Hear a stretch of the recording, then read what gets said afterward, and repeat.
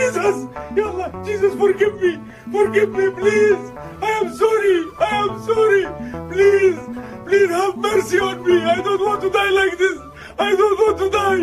Jesus, በአሁኑ ሰዓት መላው ግብፅን እያነጋገረ ያለው የሺህ ሐሰን ማሊክ በኩማ ውስጥ ሆኖ የተናገረው ንግግር በርካታ ግብፃውያንን ወደ ኦርቶዶክስ ተዋሕዶ እምነት እንዲተሙ አድርጓል ሲል የግብፁ ጋዜጣ አስነበበ። ምንድን የተፈጠረው ጥቂት ልበላችሁ። በግብፅ ምድር አብላጫው የህዝብ ቁጥር የእስልምና እምነት ተከታይ ሲሆን በቁጥር አነስ ቢሉም እንደ አቡነ ሽኖዳ ያሉ ለእምነታቸው ጽኑ እምነት ያላቸው የእምነት አርበኞችንም ግብፅ ማፍራት ትችላለች።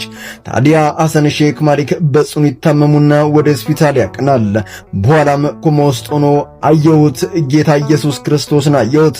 እባክህን ይቅር በለኝ፣ ለጥፋቴ ሁሉ ይቅር በለኝ። 68 ዓመት ስኖር አላወቅኩም፣ አልፈለግኩም።